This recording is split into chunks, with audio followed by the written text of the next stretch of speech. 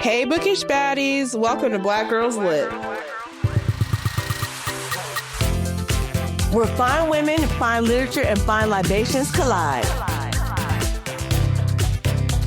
Step into the lit life. Black Girls Lit starts now. Black women are so complex. What's up, y'all? This is Nicole. I'm here with Black Girls Lit. Tasha.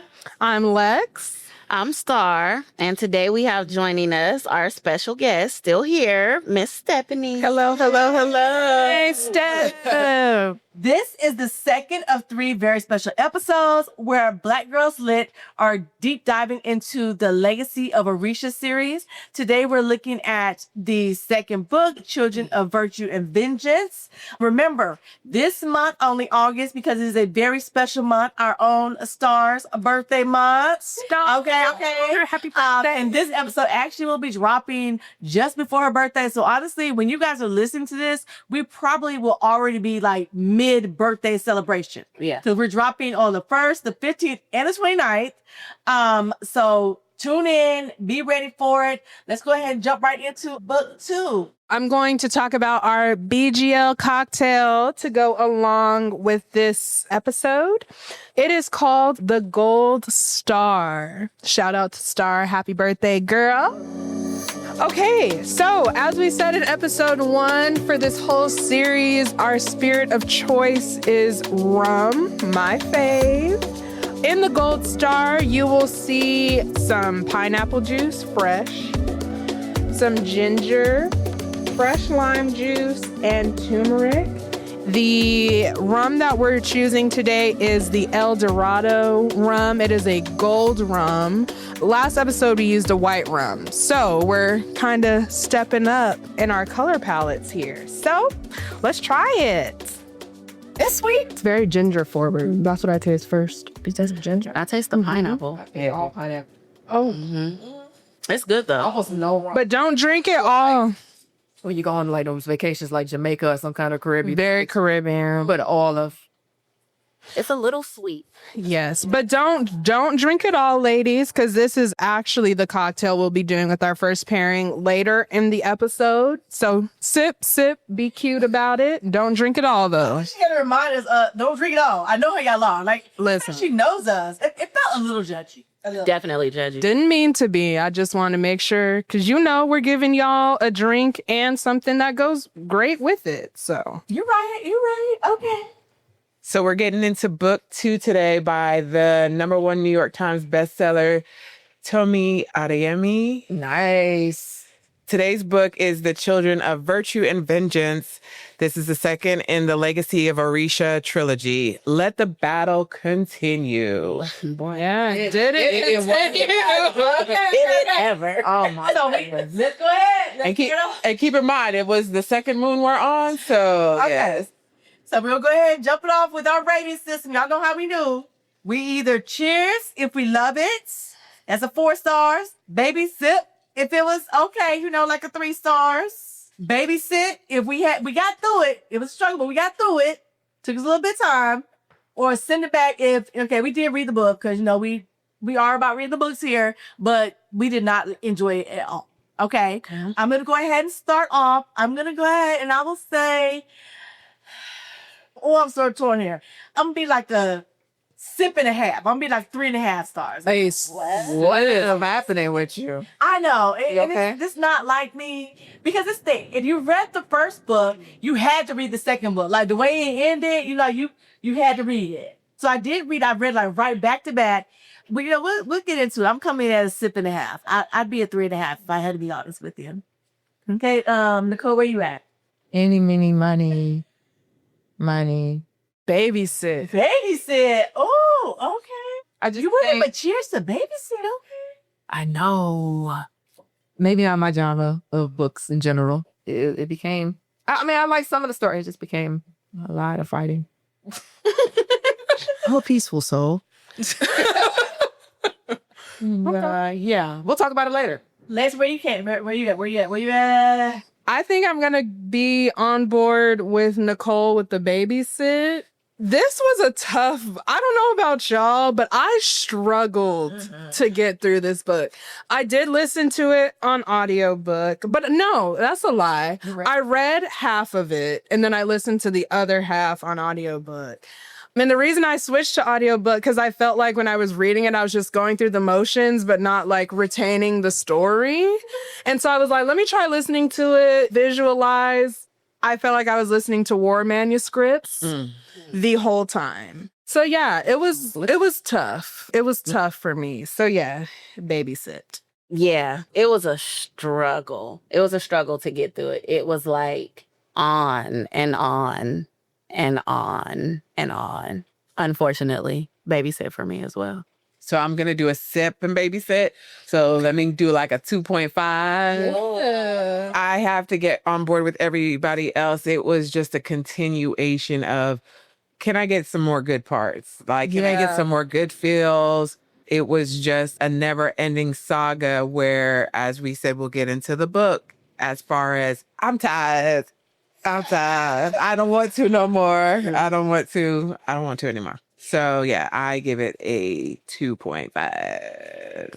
Ooh, not the rave review that book one got. Yeah. Careless, I Respect the author still. Still respect. Oh, totally. And maybe I should have read it so soon. Like maybe I should have waited some months and then come to. No, I think you still have the same end result. because I agree. years apart. Okay. So I said the same thing, and maybe because yes, we did read them years apart, but the reread. Did you reread book one? Okay. Yes. So even though I think if we had just picked up book two and started there, we probably would have had a different perspective. Of course. But reading them back to back is where it was like this long, drawn out, never ending saga. Yes. The therapist, right? Like she ended the first one saying that she was motivated because of some stories you have to read in the back, but she was motivated by current events that were happening. The other part I was trying to look at while I was reading is like, maybe she's just trying to send the message of like, we get tired. Like this is tiring. But it was all still within a short period of time, though. It's not like it was elongated over years and years that of life, right? It's only been months. Like she was like, so it's like it was just a lot compacted. It was like you haven't even recovered. And so one book to the next book, you had 2 weeks or a week to recover. And then from book 2 to 3, we can't really get into that much, but you go several weeks and then you're malnourished and then you're supposed to jump back into war like it never happened. They never get to celebrate a battle. Correct. And when they did celebrate a battle, they were penalized because they were attacked in the middle of it, you know? So it's like you couldn't really even enjoy a moment. Like I was too afraid to enjoy a moment because like, what's going to happen? But I think that was the whole purpose, right? Like if we're saying it's comparing it to modern day Black people in America, you have a nice, oh, John, this thing happened. Oh, John, we just got Juneteenth as a holiday. Finally, it's a national holiday. Not to say anything like that. And then I don't know. other things happen. Like it's like right when you're trying to take a deep breath, like, oh, this might turn around. And then we're in war. I personally I feel like it didn't have anything to do with the story. I think it had, again, not to get on the author at all. So in doing some scouring on Book Talk, they talked a lot about sometimes they call it literally the second book slump, where it's like usually in a series, the second book is mid, like across the board with like any series. And I've read a lot of series and I can agree with that. Like I can agree. And I just feel like this book fell into that category of the second book slump. Like we needed more development. Not much happened. We needed a break. We needed something. And I just feel like it just simply fell in the second book slump. I don't think it really had anything to do with the story. I think it had to do a little bit with the writing, a little bit. I feel like I could not digest it, like, in my brain. Like, I just feel like I was just reading. Yeah. And that's it. Like, nothing was... I could see how you say that. Yeah. I had to go back. I was like, what was the second book about? Yeah. I felt like I read so much in a 3-week time frame, it was a lot if you're reading it for the first time, which for me it was all books. So it was a lot. So I had to go back. I was like, what happened in the second book? Like, because it was just so much. And yeah, I could see how you say that. It definitely got to a point where I felt like I should have been taking notes, but I didn't want to. Yeah. No, but real though. I probably should be, but I don't even care to at this point. There was a part where I was like, when did this happen? Like, when did this person come back into the story? Like, did I miss something? It was a lot happening. But you know what? I think this is a good segue, though, into our first question. Okay. Which character do you have the most issue with at this point, and why? So let's get into Rowan. Amari. Oh, well, okay. Amari. But can we talk about Rowan first? I think we talked about Rowan. Everyone liked Rowan. I liked Rowan. I liked Rowan. He was just trifling. Like, he is straight up, but like even towards the end when he was working with the queen, I was like, that's trifling. But he was DeRay. But he was direct, but he didn't know where but the money is. Right. You have no money. It was. He was honest in who But he was. Deli was also paying him at the time, right? Well, she didn't have the money. Oh, it was on back. It was on. Okay. She was just. She was on credit. Yeah, he had no money. She was. You got cash. You want? Yeah, it was available with the queen. So that was the only reason I was like, how much do I trust you? You know, with him. But no, Amari was she kind of pissed me off in the second book because of the way that she handled things, because it's like you were trying to get the power. You were a little jealous of Zelie, what she was going through and how her people treated her. And I feel like you were like a little mad about that. And because you're the princess, and I guess you thought that you were going to see that kind of her being in the kingdom, she's seeing what Zelie was getting in her kingdom, and she wanted a taste of that. And everybody's listening to Zelie, where for her, it's like, I want them to listen to me. And the one time they do listen to you, you kill a whole village. I was like, oh, girl. I was upset with her. Stephanie is mad. Let the record show. Stephanie At this point in hates the novel, Amari. Stephanie got mad beat with Amari. It's really growing up in this. And that's how I feel. All over the place. It was like she was trying to come into her own power, but she didn't know what that was. But before we keep talking more about Amari, can we do this first pairing? We just introduced the Gold Star, and that's with our El Dorado rum. So we're pairing this chicken.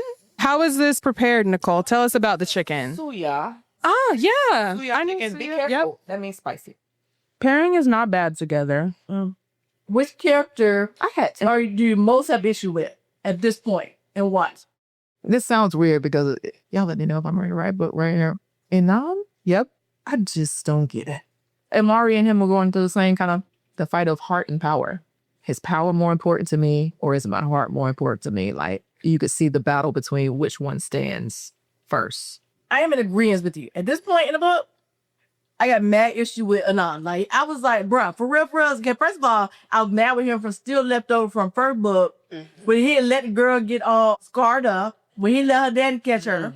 And then and in this book, you know, he's still trying to, he want to come to her, he want to come to Zelie in her dreams, like, ooh, let's make love in this dreamscape situation. But out here in these real streets, I'm sitting up and I'm with my mom and these she's people, a little secret. And I feel like I'm trying to bridge some worlds, but when I'm telling you that I'm trying to bridge our two worlds, but when it really matters, I'm really just stepping up for like being a royal. My birthday. So maybe he was conflicted, you know, you got a kingdom over self, whatever, blase. No, I had mad issues with him. I was like, nah. He kept making it seem like he loved her, like I said, in the dream world, whatever it was, where they was at. But when it came time to step up, I feel like he let her down time and time again, and she kept putting faith in him. And then when she stopped putting faith in him, then his sister put faith in him, and he just kept like messing up. And I was like, bruh. Whose side are you? No, you ain't ish. So that at this point, after book 2, I was like, no, I'm done with him. Like, can he not be unalived at this point? Can somebody unalive Anon? Can somebody request from the back of the room. Could somebody please unalive Anon? Like, that's where I was at. So me and him, I had beef with him. Like, So what about the mom though? Like, I was see, just for about to say the me, queen. Ooh, y'all. Naima, is that her name? Naima? but I didn't really feel like she was one like the main We have character. stars. She wasn't the main. She wasn't a main character, but she played a very big role for real. in this section and the discord and all that was going on, because she had an opportunity, right? Like, the father was dead and we know he was a tyrant, and now we're in a place where magic is back and everybody, right, has this magic now. So there isn't those that have it and those that don't. So it was I felt like an opportunity for her to unite her children, like unite the kingdom, you know what I mean? And just chart a new path. And she didn't. But she didn't want that because she was the one that started the whole thing. in the beginning. Exactly. So it's like, then that was my issue, like with her, because, and then it also didn't like the narrative, right, that is supported, where women, mothers and daughters have this thing, this estranged, this beef, but the son is the golden child. You know what I mean? It kind of supported that narrative. After some Anon. Yes. And I she just forgave did him over and over again. Yeah. And he was supporting everybody being united. He was weak. Yeah. He was I called him a bitch baby on multiple occasions. But honestly, I didn't really have that much of an issue with Anon because guys, sometimes they just whatever. Honestly, I think the thing that caused me the most unrest was not necessarily one character, but the relationship between Amari and Zelly. Mm-hmm. That bothered me. Oh, yeah. Only because I felt like, one, we gotta choose. Are y'all gonna be friends, sisters? We love you, we love each other, or are y'all gonna hate each other? Mm-hmm. I feel like no grace was extended on either side. Did Amari make mistakes? Absolutely. Big mistakes. But also you have to understand, this is the first time she's ever had powers. And in the book, the author made it very clear that Titans have a power that's different than the Magi. Like I think she called it blood magic or something. Like it's something much stronger, something that's like uncontrollable, all of these things. Was Amari right for getting mad and like offing this whole village? No, she wasn't. But was she coming into her powers and trying to figure her stuff out? Yes. And I feel like before that happened, there was instances where she tried and like things went awry, but she was never given any grace. It was like, you're a Teton, you know better, you have all this power, like stop.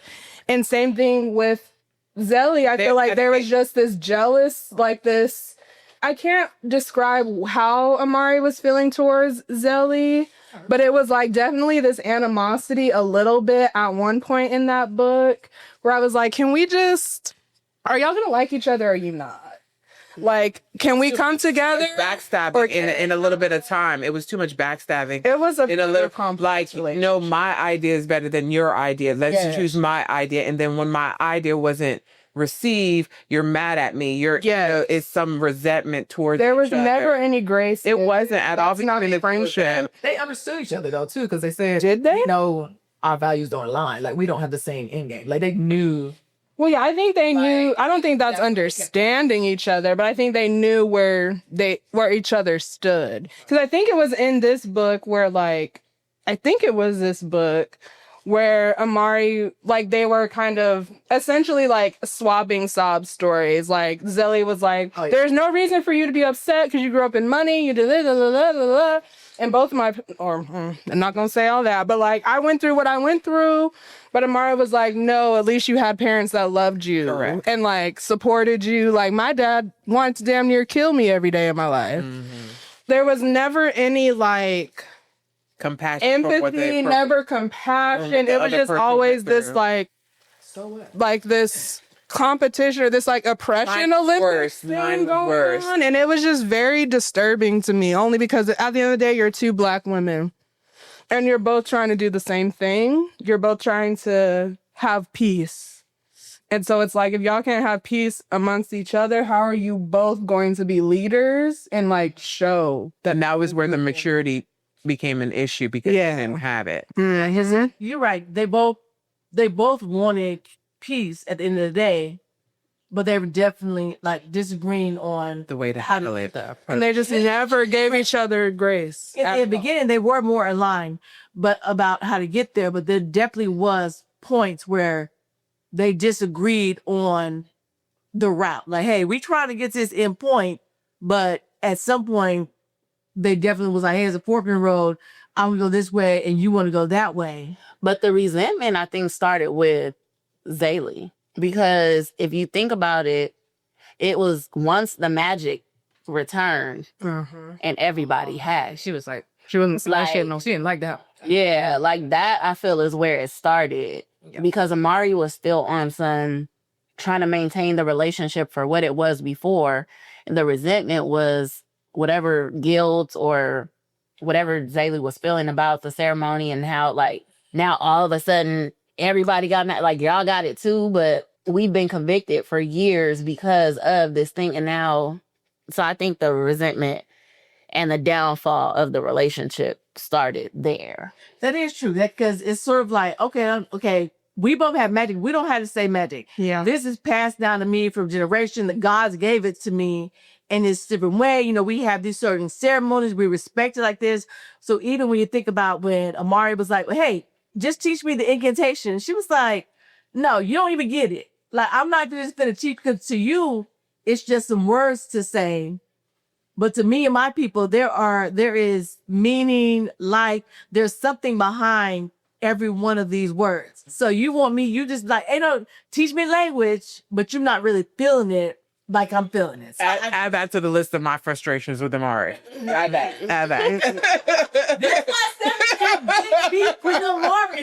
She don't respect the culture, child. Don't respect the culture. Well, I mean, I feel like cultural appropriation. yes, because I was like, a good example. They're the same. A good example is, like Sarah was saying, cultural appropriation.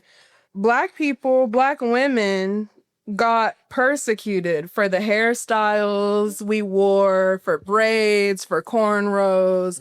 The minute Kim Kardashian comes out with 2 cornrows to the back, it's chic. Correct. It's acceptable. It's high fashion. We love it. It's boxer braids. But when Negroes were doing it all their life, it was unkempt. It's dirty. And I almost feel like that's almost how Zaylee felt about the magic. Because that's why they were considered maggots, is because y'all are less than, you have this thing that we think is evil. But then when the nobles got it, it's like, oh, they're powerful. This is more reason to bow down to them. And it's like, is it not magic? And they didn't respect it. They weaponized it. Right. Like immediately they weaponized it. Like it wasn't trying to understand it. It was power. Like You still more call them power. maggots. Like, And you abuse. still- Yeah, like, and they're still less than. Like, Right. what? It was like, what? Like, where's the logic? But So I think it's time for a shot. We're done shooting though. Birthday. Well, I don't see a pairing on here. So. Oh, okay, we just shooting it off. Let's go. Oh, okay. Oh, is it paired with the fufu? The fufu. Okay. Well, let's. Zali. Girl, All right, friends. I am not with. I cannot. You doing? I'm gonna take this shot because I don't. All right. Cheers to Star. Happy Happy birthday. Let's do Yes. it. Up to it. Cheers to Orïsha. Yeah. That's good. I like that. Chop, I need some cup of rice. Yeah, that was real smooth. That That's what was I expected it to be a little. It went down. I definitely can taste like the caramel notes in that. We want to like that. So it has been aged for 5 years. As you know, alcohol that's aged is usually aged in barrels. That oak will really bring out those nice. I can taste the oak. Can you taste the oak? But y'all know You next on what this time? They don't know what oak tastes like. She already told y'all that on She episode tastes 3. that wood in here. You would taste it. You taste that oak. You taste it now? I tasted caramel notes. I taste the oak. Taste the earth. Her palate has developed. Her palate has developed since that episode. I need y'all to I taste the come along for the journey. The wooden cup we got right here. And she's like, oh, this is what it tastes like. I definitely tasted coffee. I like that. Everybody took a shot. Yeah. Put I'm just ice on it. That was delicious. Just wondering, is there any more of this? I don't know. Yeah. Because word on the street is the final drink is a mocktail, and that is not okay with me. Oh my goodness. It is very much okay for all of us. So, question number 2. Was there a way that the Magi and nobles could have gotten along and prevented a civil war, or was that just not realistic? Nope. Nicole seems to think absolutely not, under no circumstances. Steph, what's your take? I feel as though it could have happened if the mom wasn't involved, because she caused the rift that was already in place, as we found out in book 2. So that being said, I feel it could have happened if the mom wasn't involved, but with her still being there and wielding power over her children because she can manipulate them, it wasn't going to happen because she had the military on her side more than her son. And clearly the daughter, Mari, was not going to have any involvement because she was gone this whole time. So it's really Anon and his mom. So we're talking about nobles And who were watching a punk, my kids die for fun. Right, and That's why I was like, we're talking about nobles that just now, just for fun, they had coins, went to an arena in the middle of a desert to watch kids that were malnourished die in an arena. Then they got power. Now they have magic, and you're saying these people would have never been in a civil war? I was like, there's no way, right? you They're just going got to. more power. Like, Right. There's no way that they were going, because in order for there not to be civil war situation, the nobles or the people who were once in like the powerful positions would have to give up a certain level of power to be like, hey, you know what? We're all equals. If I'm in a position of power, for me and mine to be like, oh, you know what? Never mind. I'm no longer in a position of power. Now we're all on the same playing field. I just don't feel like they were going to do that. And on the same token, I feel like the people who were persecuted before that, so you had the Magi who were treated like straight maggots. I mean, as they were called in the book. I've had a certain level of animosity. I am never trying to be your friend. I'm never going to look at you without a certain level of distrust. So there's no way we could be like, oh, we're going to form councils and be kumbaya, because there's always going to be a certain level of distrust. And everything you say, I'm looking deep into. I'm wondering, oh, well, what do you mean by that? Who, what? How, what you, when you say that, what you mean? You know what I mean? I'm looking at you sideways all the time. So I feel like on both sides, I don't know how there could really be a place of peace when there's that much levels of betrayal and distrust. Because if I have been persecuted, again, if I've seen my mom, my sisters, my brothers strung up, taken away, burned at stakes, all the stuff they were doing to the Magi, for me, now you'll come and be like, hey, you know what? Let's make peace. Any chance I get, don't turn, like, you better be sleeping with one eye open, because I still got beef with you. But You have to give them a chance. That's But we have, though. We have. So now, like, the reality of the situation is, but we have.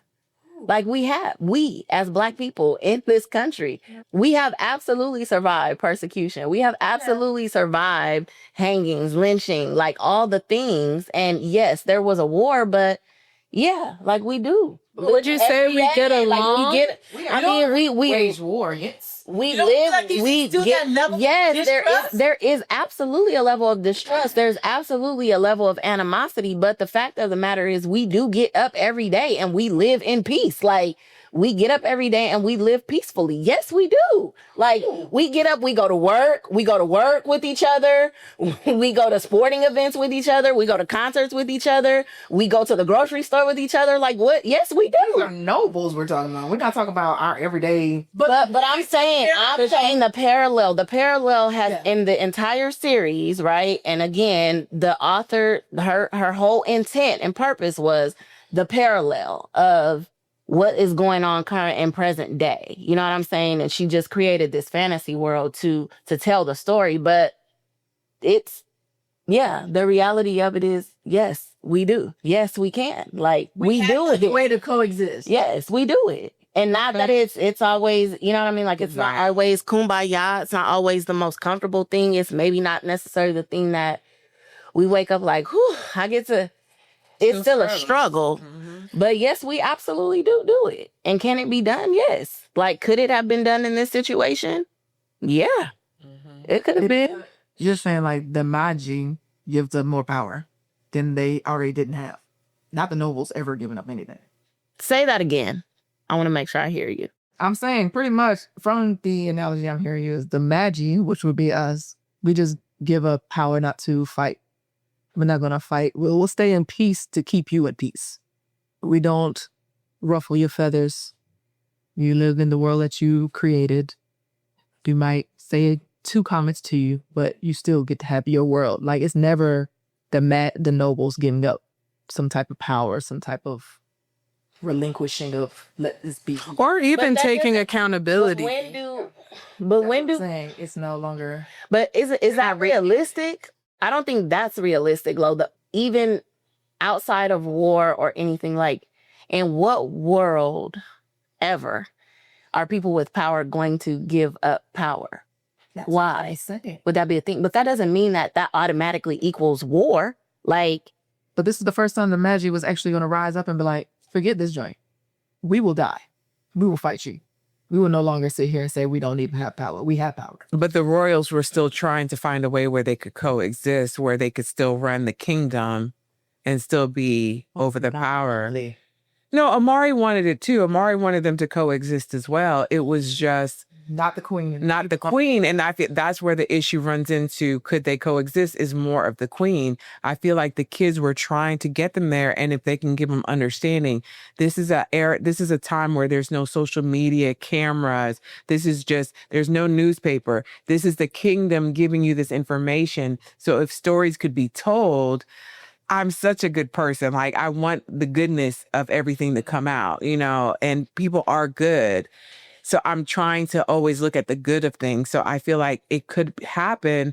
I'm not going to believe the story you tell me necessarily off rip, but over time, as they say, actions speak louder than words. So you have to give it a chance. No, I'm not going to like you tomorrow because we're coexisting. Of course not. But if you give me the time and we could show each other that we are really trying to make this work, then maybe they will build a trust. Still not within a year or 5 moons or 12 moons, however moons there are. But the thing is, they could build that to something where they can coexist. Will there be other people that have power? Yes. I mean, they're not going to relinquish their power. That's what they were born to do. It's just a matter of let's not discriminate against other people. And as I said, when they do come together, everything that they can build as one could make your island such a beautiful place. But you guys are just fighting each other and you're messing up what could be. And because on the other side, the grass is actually greener, but you're not giving it that chance because all you've been told is the darkness of it all because of one person that was caused by your queen. But I also feel like, to the accountability point, I feel like accountability is such a huge thing. And I feel like the Magi and the nobles were never going to prevent the civil war unless the nobles took accountability for the wrong they did. The wrong meaning the raid. They simply just killed Magi just because they were Magi. And that sort of stuff messes people up. I mean, Zelly, mom got strung up in front of her face simply because she was a Magi, not because her mom was a bad person, not because she did something, simply because.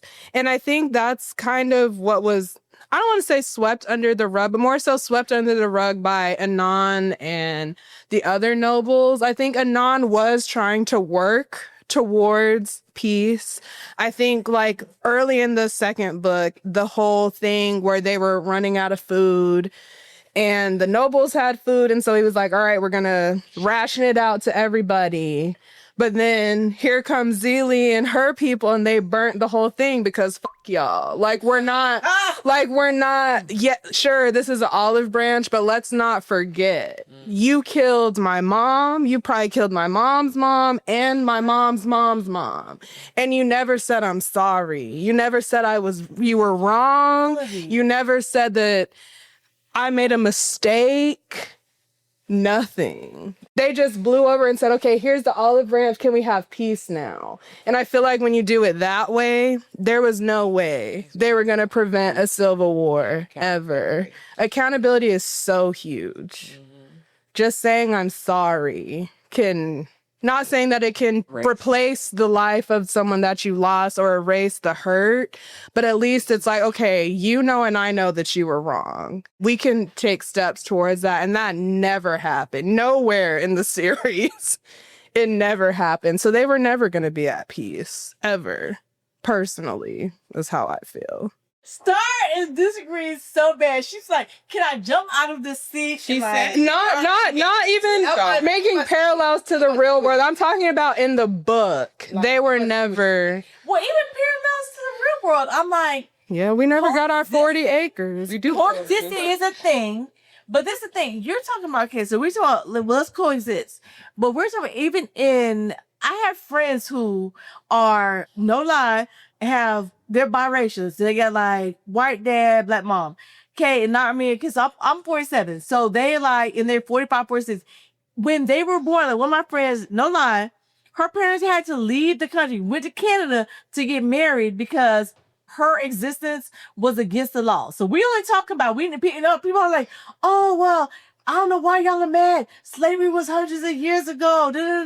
I never had slaves. No, we're talking about real reasons though, because again, basic my human rights. friend, let's say she's a little bit younger. So let's say she's 45.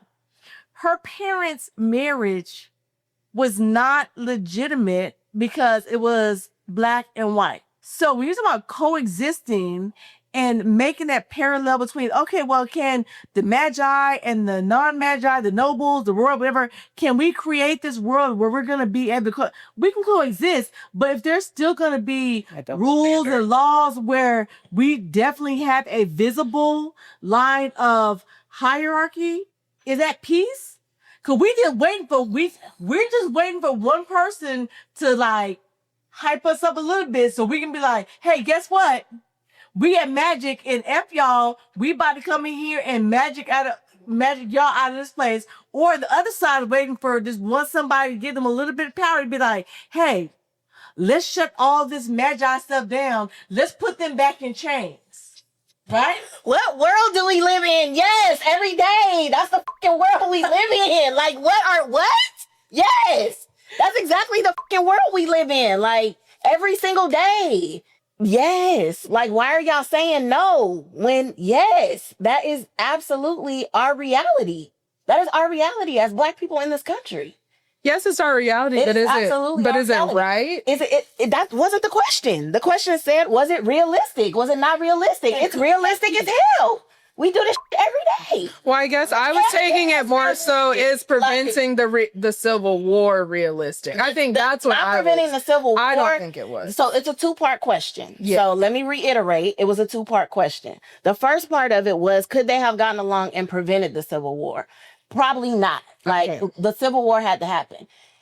As in real life, the Civil War had to happen. That. We not going to be slaves no more. What y'all want to do about it? That's what it was, right? And now, after the fact, we don't want the smoke every day. Y'all go over there. We've gone through the stages, the Jim Crow, the separate but equal, the 50 years ago. Like, no, it wasn't hundreds of years ago. Like, there are some of us that have grandparents who picked fucking cotton. Like, nah, it wasn't that long ago. You know what I'm saying? So 100%. The second part of the question, like, is it realistic for the coexisting and without the apology, without the reparations, without the acknowledgement? Oh, well then, yeah. Goddamn right. We do this shit every day. Like, let's talk about it. Yes, it's realistic. We figured out how to coexist in peace unless somebody want the smoke. Like, so rather the question is it realistic? Yes. Is it right? No. But I think I was answering more towards, could the Civil War be prevented? Yeah. Absolutely not. Same. And is it realistic for the Civil War to be prevented? No. Not in that. But like, do we coexist with white people and brown people and red people and yellow people and green people? Yes, we do. All those people. We absolutely do. But do we still have our struggles? Do we still remember the trauma? Does the trauma still affect our everyday life? Yes. Absolutely. It's literally at this point, it's in our DNA. Like a lot of the stuff that we do is rooted in slavery. Yes. Both y'all. So it's a yes and or a no and. Pissing me off. Like, what? That is the thing, 100%. Because I look at it like, okay, well, no, because shit is not right. And Yeah, it's absolutely not right.